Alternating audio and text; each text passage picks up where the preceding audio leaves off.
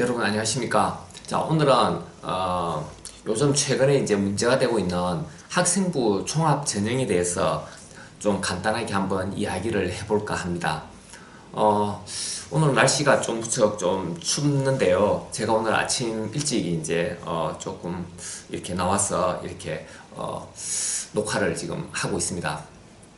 자, 우리나라에서 학생부 종합전형을 먼저 설명하기 전에요. 우리나라에서는 요즘 대학교에 이제 입학하기 위해서는 여러 가지 방법이 있는데요. 그 중에 한 가지가 이제 학생부 종합전형입니다. 우리나라에서 대학교 입학하기 위해서는 일단은 뭐 방법 중에서 수능으로 이렇게 가는 어떤 그런 정시라는 것이 있습니다.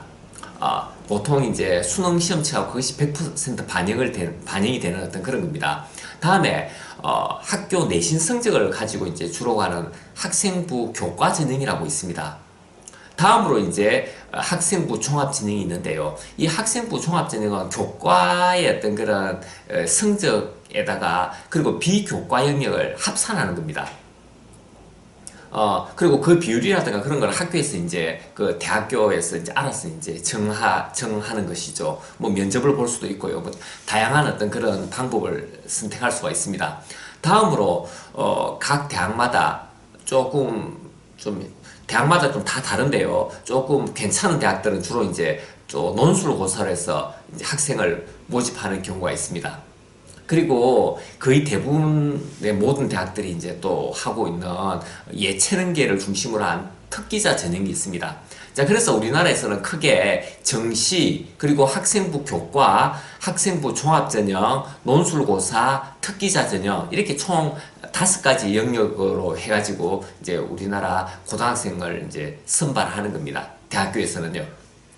자, 그런데요, 이 학생부 종합전형이 최근 들어서 이제 큰 문제가 발생하게 된 어떤 그런, 근본 이유가 있습니다. 자, 그 근본 이유가 왜 이제 학생부 종합전형이 이제 발생하게 됐느냐.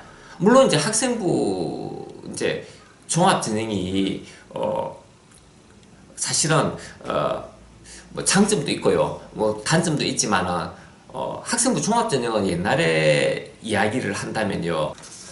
입시사정관 제도라는 것이 있었습니다. 입시사정관 제도에서 그것이 이제 그대로 이제 이름을 좀 바꾼 것이죠. 자, 그래서 학생부 종합전형은요, 개인의 어떤 그런 재능과 특기를 좀 살릴 수 있는 그런 측면이 있습니다. 어떻게 보면 다양성을 강화할 수 있는 어떤 그런 방법이죠. 자, 그리고 이제 점수에 따라서 이제 대학교 서열화를 완화시킬 수 있다는 어떤 그런 장점을 또 내세웁니다. 그래서 우리 교육의 어떤 그런 피폐했던 어떤 그런 부분을 학생부 종합전형을 해서 뭐 줄세우기 교육이라든가 이런 것을 좀 완화시킬 수 있다는 어떤 그런 취지로 장점을 설명하는 경우가 많은데요. 이 사실은 맞는 이야기인데, 이제 그게 이론상으로는 맞을지 모르겠지만 현실적으로는 그것이 사실은 좀 불가능합니다. 학생부 종합전형을 했다고 해서 우리나라에서 대학 서열화가 사라졌느냐? 안 사라집니다. 자, 그리고 학생부 어떤 종합전형을 통해서 어떤 개인의 어떤 특기를 잘 살릴 수 있는 학생이 과연 몇이나 되겠습니까? 자, 그래서 그것은 이론상으로 그런 거고, 실질 현실에서는 그것이 그렇게 크게 작용이 안 됐던 것이 사실입니다. 자, 그런데요, 이런 장점에 비해서 단점은 좀 많이 발생하는데요. 뭐 요즘 들어와서 이제 입시 비리라든가, 뭐 금수저 전형이라든가, 뭐 교사들의 어떤 직권 남용을 통해서 어떤 거냐면요, 교사들이 생기부를 허위 작성한다든가, 아니면 그리고 가장 큰 또 문제점 중에 한 가지가요, 이게 학생부 종합전형을 하면요, 입시 어떤 컨설팅이라든가 사교육 문제가 사실은 좀 발생합니다. 학생들이요, 자기가 그렇게 어떤 그런 서류를 작성하지 않는다는 이야기입니다. 대행을 한다는 이야기죠. 가장 큰 어떤 그런 문제점은요, 사실은 재수생들의 어떤 그런 문제가 좀 발생합니다. 좀 뒤늦게 뭔가 공부를 해보겠다든가 그렇게 하는 학생들이 다시 이제 대학을 입학하려고 했을 때, 그때는 사실은 학생부 종합전형으로 갈 수 있는 기회가 없죠. 그 재수생들이 갈 수 있는 방법은 지금 현재에서는 수능 외에는 방법이 없거든요. 자, 그런 적인 측면에서 학생부 종합전형이 조금 문제가 될 수 있다라고 지금 이야기하고 있고요. 그럼 결국은 제가 이 학생부 종합전형을 쭉 보니까 가장 큰 어떤 문제점은요. 이게 돈 있는 계층에서 학생부 종합전형으로 가는 것이 사실은 유리합니다.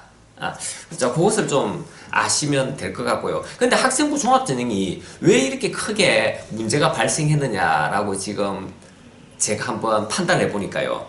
제가 자료를 한번 봤는데요. 이게 학생부 종합전형을 뽑는 어떤 그런 학생 수가 굉장합니다. 지금 서울 지역에, 지금 보니까요. 제가 자료를 뽑은 것 중에서 포스텍 같은 경우는요, 학생부 종합전형을 100%를 모집합니다. 서울대학교 같은 경우는 80%를 모집하고요.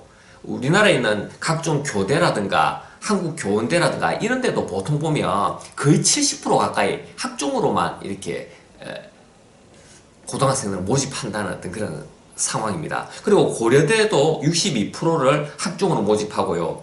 아주대 52%, 스강대 51%, 성균관대 연세대 50%, 경희대 50%, 건국대 49%, 동국대 47%, 국민대 45%. 자, 이처럼요, 이 학종을 이렇게 비율이요, 이게 올해 2020년 대학교 입학하는 학생들의 학종 비율이거든요. 그러니까 서울대 가고 싶어도 학종 아니면 뭐 갈 수 있는 기회가 거의 다 사라졌다는 이야기입니다. 자, 이처럼요, 학종의 어떤 비율이 그 전까지는 이렇게 이제 학종 비율이 높지 않았다고요. 근데 가면 갈수록 계속 이렇게 학종 비율이 높아지니까 다른 쪽으로 해서 대학교 입학할 수 있는 어떤 그런 문이 지금 막혀가고 있는 어떤 그런 상황이 지금 발생을 한 겁니다.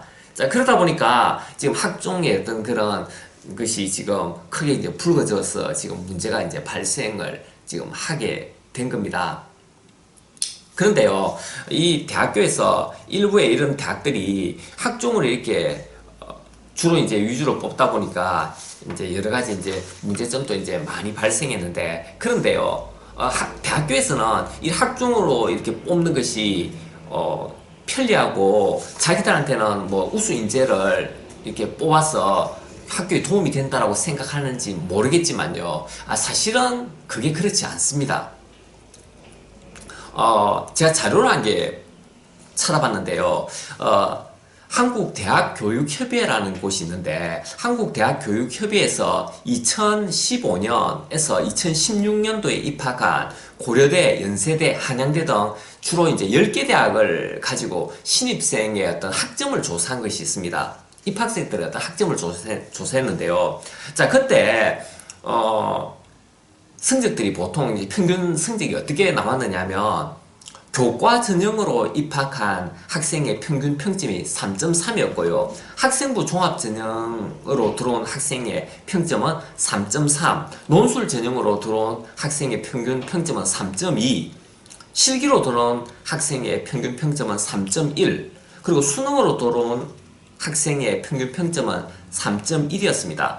자, 그러면 결국은 학종이나 교과나 수능으로 들어온 학생의 어떤 그 점수차가 3.1에서 3.3 정도면 거의 차이가 나지 않는다는 이야기입니다. 어떤 전형으로 대학교에 들어오더라도 학생의 능력이 그렇게 차이가 나지 않기 때문에 학종으로 뽑는다고 해서 그 학생들이 다 우수한 학생이냐, 그렇게 볼 수 없다는 어떤 그런 사실입니다. 어떤 분들은요, 이런 말씀들을 하세요. 논술로 이렇게 학교에서 학생을 뽑으면 걔네들이 대학 들어가서 잘 따라갈 수 있느냐, 이렇게 이제 말씀을 하시는 분들도 있는데요. 사실은 논술 전형 굉장히 정밀합니다. 논술 전형에서 논술에 합격하는 어떤 그 학생들은 보면요, 글 솜씨가 뛰어난 학생이 아닙니다. 사실은 그 학생들의 어떤 분석력과 사고력은요, 수능 이상으로 굉장히 높은 어떤 그런 상황입니다. 자, 그래서 우리는 좀 생각을 조금 바꿀 필요가 있습니다. 어떻게 바꾸느냐? 학종이요, 원래는 지금 학종으로 가는 것이 선진국에서는 다 이렇게 가는 어떤 시대적인 대세다, 이렇게 이제 이야기하기 때문에 학종으로 가야 된다라고 이렇게 이야기하시는 분들은 무식한 분들입니다. 학종을 그러니까 이 학종과 관련해서 비교과 영역을 중심으로 해서 학생을 모집하는 어떤 그런 나라는요, 우리나라하고 미국하고 영국밖에 없습니다. 전 세계적으로. 교육은 굉장히 특수한 어떤 영역입니다. 특수한 영역이기 때문에 말 그대로 학업의 어떤 그런 성취와 학교의 공부와 관련해서 학생을 뽑는 것이 맞는 거거든요. 자, 그래서 비교과 영역을 우선시해서 학생을 뽑는다는 것은 굉장히 조금 생각을 해볼 필요가 사실은 있습니다. 미국 사회에서요, 옛날 학종이 나오게 된 것은 어떻게 보면 유대인들이 미국의 좋은 대학을 다 이렇게 석권했기 때문에 미국의 주류 계층들이 거기에서 어떤 위협감을 느껴서 비교과 영역을 중시함으로써 이제 학종이라는 어떤 그런 입학사정관제라는 어떤 그런 것을 만들어냈는데요. 사실은 미국 같은 경우는 빈부격차라든가 인종차별 같은 경우 같은 어떤 무척 시끄러운 나라인데요. 자, 그나마 그래도 그 나라가 잘 버텨나는 건요, 다양성이 관건입니다. 미국에서도요, 학종으로 거의 학생들 다 뽑는 경우가 거의 없습니다.